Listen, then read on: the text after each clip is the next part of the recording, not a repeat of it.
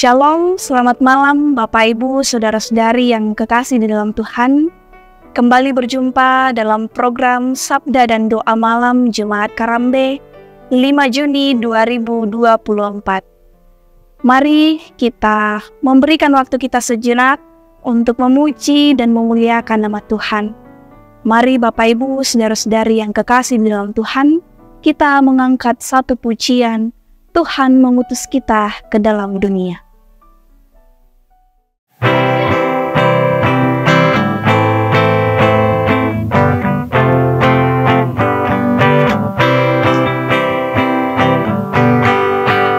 Tuhan mengutus kita ke dalam dunia, bawa pelita kepada yang gelap. Meski dihina serta dilanda duka, harus melayani dengan sepenuh. Dengan senang, marilah kita melayani umatnya. Dengan senang, berarti kita memuliakan namanya.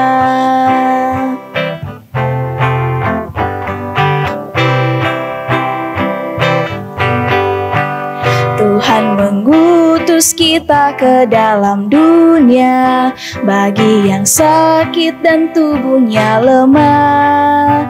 Meski dihina serta dilanda duka, harus melayani dengan sepenuh. Dengan senang, marilah kita melayani umatnya. Dengan senang, berarti kita memuliakan namanya.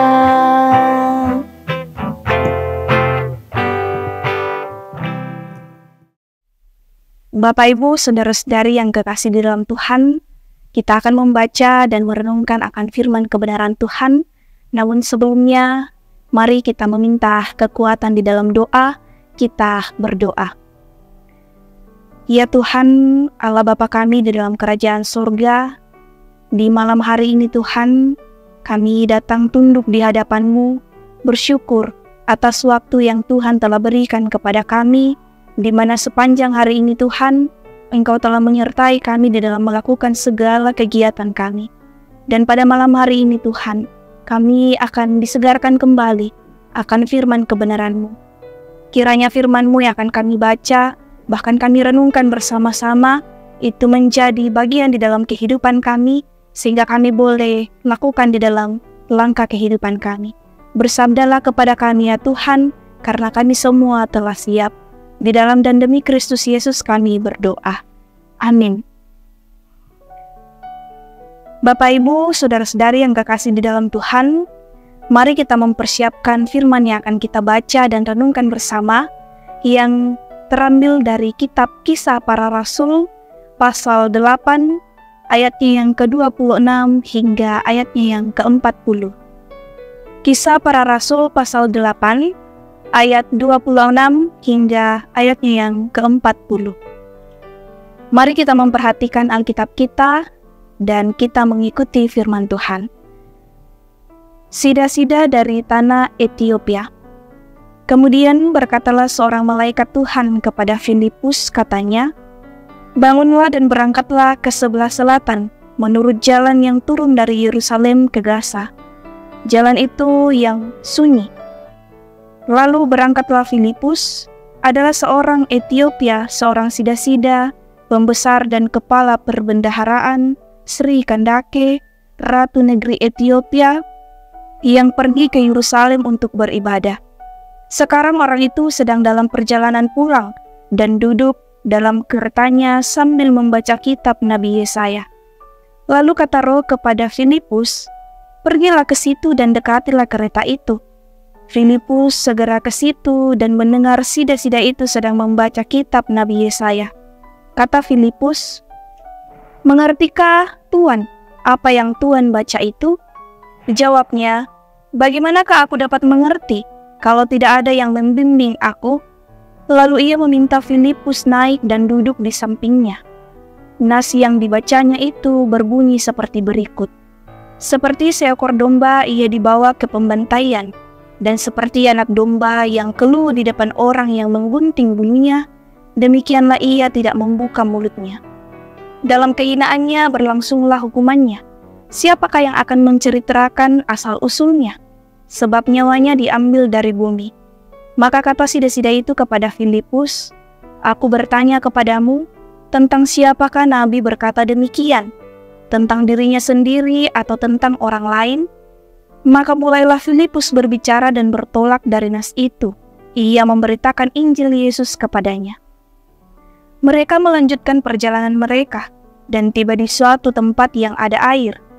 Lalu kata sida-sida itu, "Lihat, di situ ada air. Apakah halangannya jika aku dibaptis?"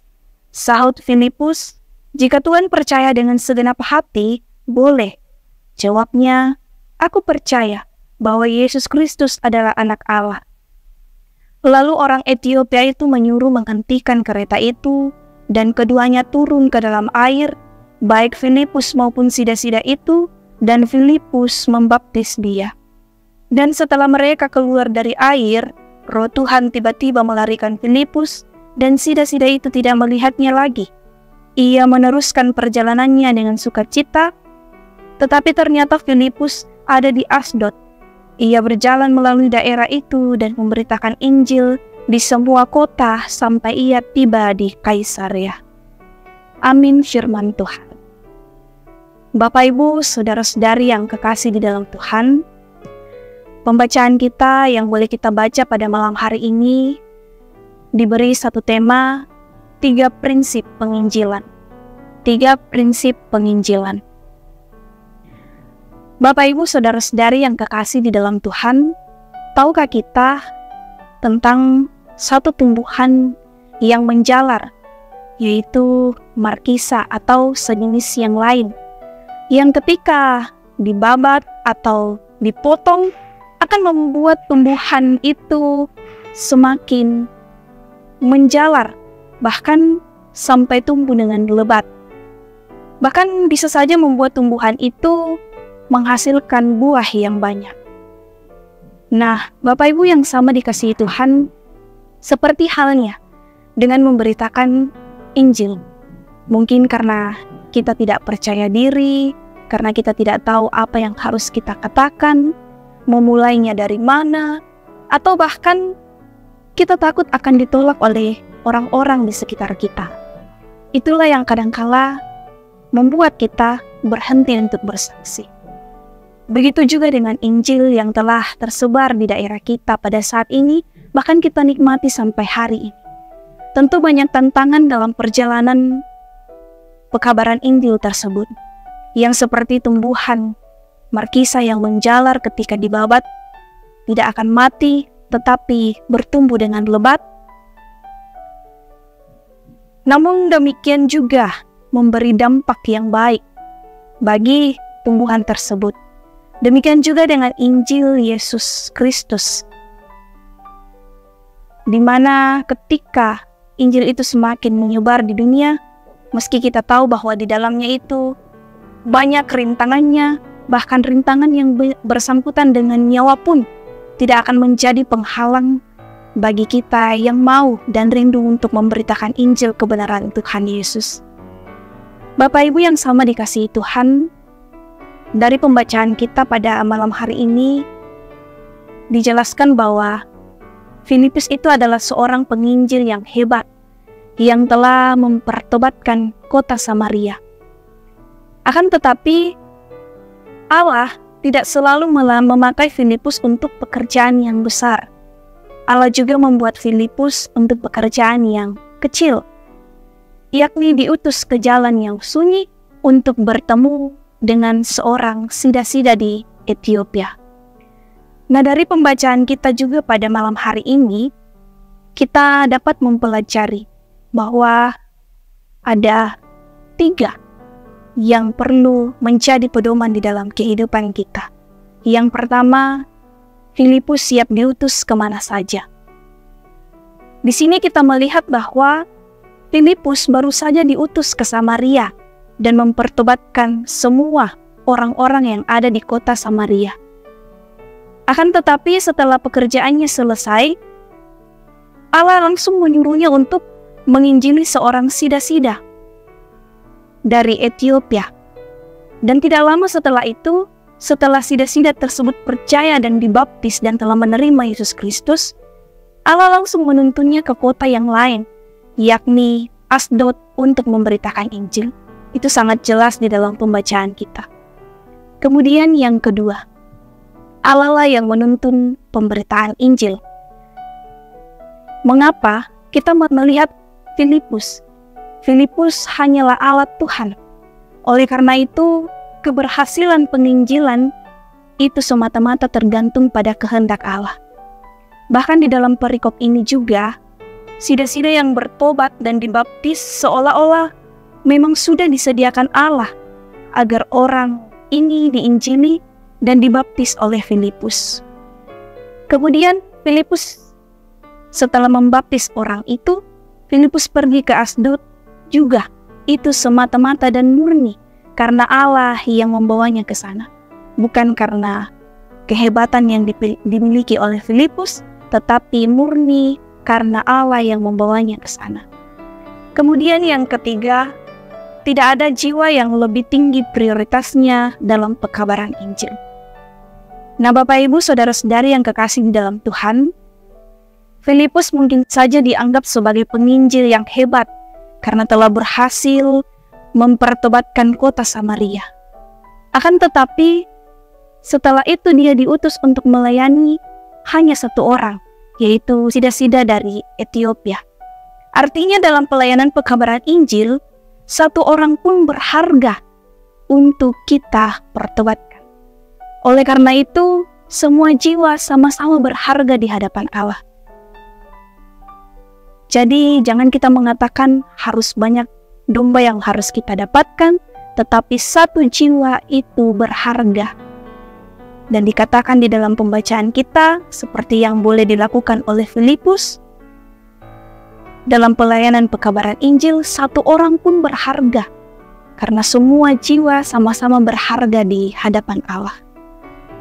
Bapak, Ibu, saudara-saudari yang kekasih di dalam Tuhan, dari ketiga prinsip di atas yang boleh kita pelajari pada malam hari ini bersama-sama, dapat kita jadikan pedoman di dalam kehidupan kita sebagai orang yang telah diterangi oleh Injil Kristus dan juga sebagai orang yang telah menjadi saksi bagi Kristus. Yang pertama, sebagai pemberita Injil, kita harus siap diutus kemana saja oleh Allah. Dan yang kedua, tidak ada ruang bagi kesombongan jika kita berhasil melakukan penginjilan tersebut. Karena semua keberhasilan itu karena Allah yang menjadikannya berhasil. Bukan karena kita hebat di dalam berkata-kata, menyampaikan firman, tetapi itu semata-mata karena Allah yang bekerja di dalam hati dan diri kita. Jadi tidak ada yang akan menghalangi kita, karena Allah selalu ada bersama-sama dengan kita. Kemudian yang ketiga, kita tidak boleh membeda-bedakan orang di dalam aktivitas pekabaran Injil. Semua orang punya hak untuk mendengar kebenaran firman Tuhan. Bukan hanya orang kaya, orang penting, dan orang yang baik, tetapi juga orang miskin, orang kecil, dan juga orang yang jahat. Semua berhak mendengarkan dan menerima Injil Kristus. Karena itu, Bapak, Ibu, saudara-saudari yang sama dikasihi Tuhan, mari kita di dalam melakukan semua hal, bahkan mungkin yang dapat menghalangi kita untuk bersaksi, memberitakan kabar kebenaran firman Tuhan, itu kita jadikan sebagai semangat kita. Bahkan kita jadikan sebagai dorongan bagi diri kita untuk selalu terus mau dipakai Tuhan di dalam kehidupan kita, di dalam dunia ini, untuk bertumbuh semakin menjalar demi untuk kemuliaan nama Tuhan, demi untuk Injil yang telah kita nikmati saat ini, dan tugas kita meneruskan Injil yang telah kita terima. Kiranya firman Tuhan pada malam hari ini boleh menjadi kekuatan bagi kita untuk terus mempergunakan terang yang boleh kita terima melalui terang Injil Kristus di dalam diri kita, sehingga kita boleh juga menjadi berkat bagi sesama kita. Amin firman Tuhan.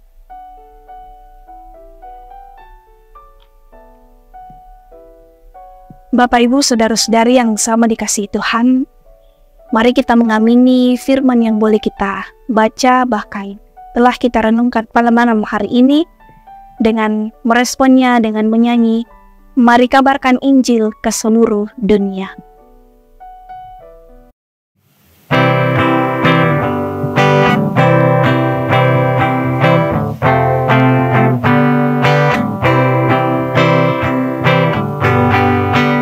Mari sebarkan Injil ke seluruh dunia.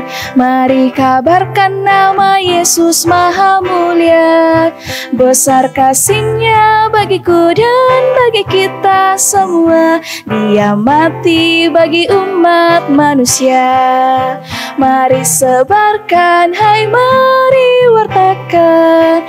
Keselamatan oleh Tuhan tiada terperi, dan teruskan serta beritakan, rahmat ilahi dalam Yesus diberi.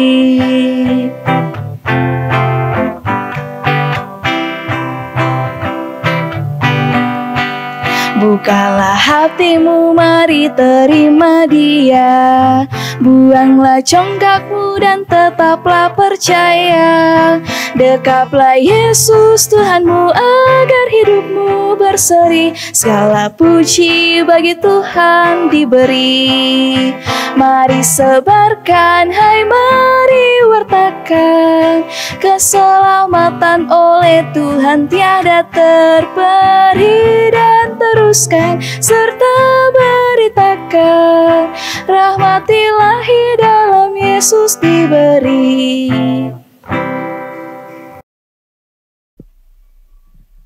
Bapak, Ibu, Saudara-saudari yang sama dikasihi Tuhan, mari kembali kita satukan hati kita tunduk di hadapan Tuhan, bersyukur dan membawa doa-doa kita serta pergumulan kita ke dalam tangan pengasihan Tuhan di dalam doa, dan mari kita berdoa. Kembali ya Tuhan, kami datang dengan penuh kerendahan hati di hadapan hadirat-Mu, bersyukur untuk waktu yang Tuhan telah berikan kepada kami, untuk sejenak kami merenungkan akan firman kebenaran-Mu. Tuhan, mampukan kami untuk terus mau dipakai oleh-Mu, untuk menyebarluaskan akan Injil kebenaran-Mu, sehingga semakin banyak orang yang terus percaya hanya kepadamu. Tuhan, pada saat ini juga kami bersyukur bahwa sepanjang hari ini Tuhan telah menyertai kami di dalam melakukan segala kegiatan bahkan pekerjaan kami. Kiranya kami terus merasakan kasih dan tuntunan dari Tuhan di dalam melakukan setiap tanggung jawab yang Tuhan telah berikan kepada kami. Karena itu Tuhan, mari Engkau melanjutkan pemeliharaan-Mu bagi kami semua di tempat ini, baik itu melalui kesehatan, bahkan kekuatan dan hikmat di dalam menjalani kehidupan yang Tuhan masih berikan kepada kami. Juga Tuhan, pada kesempatan ini kami ingin berdoa bagi setiap anggota jemaat-Mu yang mungkin saat ini berada dalam kelemahan tubuh. Kami percaya Tuhan bahwa Tuhan yang akan menjadi penolong bagi mereka, memberkati setiap usaha dan upaya yang dilakukan di dalam memperoleh kesembuhan, baik keluarga kami yang ada di rumah sakit, bahkan yang saat ini dirawat di rumah, bahkan juga yang sementara berobat jalan. Kiranya Tuhan memberkati mereka semua, sehingga dari semuanya itu Tuhan, mereka boleh memperoleh kesembuhan yang asalnya daripada Tuhan saja. Pun juga keluarga mereka Tuhan berkati di dalam pendampingan yang boleh diberikan. Kiranya juga mereka boleh terus setia di dalam mendampingi untuk memperoleh kesembuhan. Juga Tuhan, kami berdoa bagi segenap anggota jemaat-Mu yang pada saat ini juga di dalam duka cita. Kami percaya Tuhan bahwa apa yang mereka boleh rasakan pada saat ini semuanya itu Tuhan telah atur, dan dari semuanya itu Tuhan, mereka akan memperoleh sukacita di balik dukacita tersebut. Karena itu Tuhan, mari Engkau hadir bersama dengan keluarga kami yang saat ini dalam dukacita, hiburkan mereka, berikan selalu pengharapan yang teguh bagi mereka, sehingga hidup mereka selalu tergantungkan kepada Kristus. Juga Tuhan, pada kesempatan ini kami berdoa bagi segenap majelis gereja. Kiranya Tuhan memberkati mereka semua di dalam mengangkat tugas dan pelayanan yang Tuhan telah berikan kepada mereka. Juga berdoa bagi pengerja gereja, Bapak Pendeta sekeluarga, tata usaha, tenaga magang, bahkan koster. Kiranya Tuhan memberkati kami semua, memberikan kepada kami kesehatan, kekuatan, sehingga di dalam mengangkat pelayanan yang Tuhan telah berikan kepada kami boleh melaksanakan semua itu dengan penuh sukacita dan penuh tanggung jawab. Bapa kami ada dalam kerajaan surga, berkati setiap anggota jemaat-Mu di dalam kehidupan mereka sehari-hari, di dalam pekerjaan dan usaha yang mereka boleh tekuni. Juga tidak lupa kami berdoa bagi segenap orang tua kami yang saat ini dalam lanjut usia. Kiranya Tuhan hadir bersama dengan orang tua kami, sehingga di dalam menjalani masa-masa tua yang Tuhan berikan, mereka boleh terus berpengharapan dan boleh bersukacita. Tuhan, setiap pergumulan hidup kami serahkan hanya ke dalam tangan pengasihan-Mu, karena kami percaya Tuhan yang akan selalu memelihara kehidupan kami, bahkan memberikan kekuatan kepada kami. Karena itu Tuhan, mari Engkau memberkati setiap kehidupan kami, pribadi lepas pribadi. Kami berseru hanya di dalam nama Tuhan Yesus, itulah Tuhan dan Juru Selamat kami yang hidup. Amin. Bapak Ibu saudara-saudari yang dikasihi Tuhan, demikianlah ibadah kita pada malam hari ini, dan sampai jumpa pada program Sabda dan Doa Malam berikutnya. Kiranya Tuhan selalu memberkati kita.